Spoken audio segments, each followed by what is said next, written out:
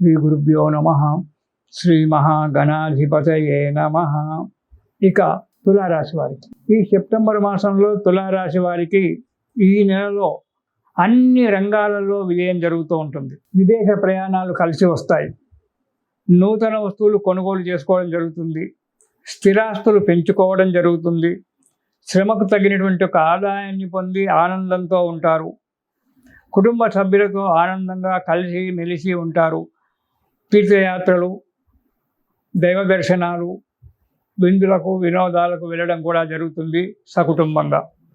ఈ నూతన కార్యక్రమాలు చేపట్టి విజయం సాధించడం కూడా జరుగుతూ ఉంటుంది తులారాశి వారికి ఈ సెప్టెంబర్ మాసంలో.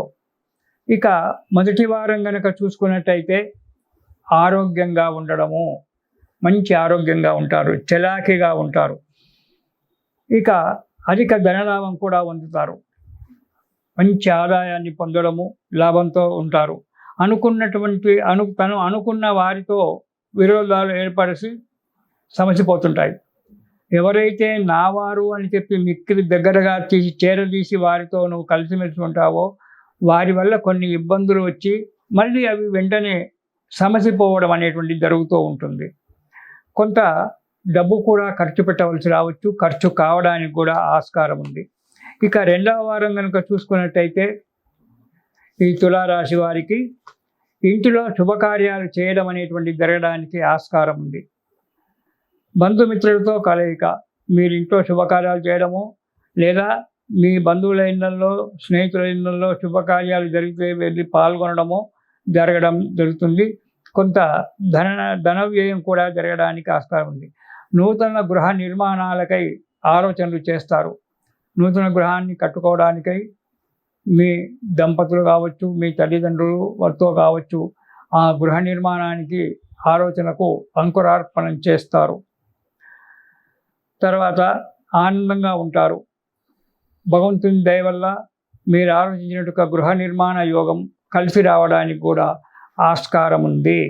ఇక మూడవ వారం కనుక చూసుకున్నట్టయితే వృత్తి వ్యాపారాల్లో లాభసాటిగా ఉంటుంది తులారాశి వారికి. ఈ నెలలో తృప్తికరంగా ఉంటుంది. స్థిరాస్తులు పెంచుకోవడం జరుగుతుంది. ఆనందంతో గంతులు వేస్తుంటారు. మనోనిబ్బరంగా ఉంటారు. చలాకీగా ప్రవర్తిస్తూ ఉంటారు మూడవ వారంలో. నాలుగవ వారంలో అధికమైనటువంటి యొక్క ప్రయాణాలు చేయవలసి రావస్తుంది. కానీ చేయకుండా ఊరుకుందామన్నా కానీ కొన్ని ప్రయాణాలు తప్పవు, చేయవలసి వస్తుంది. ఆ ప్రయాణాలు చేసేటప్పుడు తగు జాగ్రత్తగా ఉండి ప్రయాణం చేయడం చాలా మంచిది తులారాశి వారు.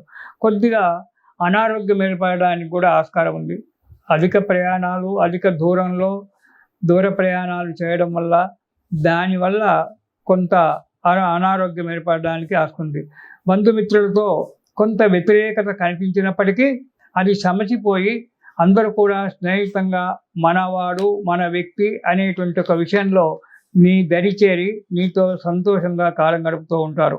కాబట్టి ఈ చిన్నమైనటువంటి యొక్క సమస్యలు వస్తున్నాయి కాబట్టి ఆ సమస్యలు పరిష్కారం చేసుకోవడానికి ఈ నెలలో మీరు రామరక్షా స్తోత్రము అనేటువంటి దాన్ని కనుక ప్రతిరోజు కనుక మీరు పారాయణం చేసినట్టయితే ఆ శ్రీరామచంద్రుని యొక్క అనుగ్రహం వల్ల ఆ కష్టాలన్నీ తొలగిపోయి సుఖంగా, సంతోషంగా జీవనం గడుపుతూ ఉంటారు. ఇది శుభం.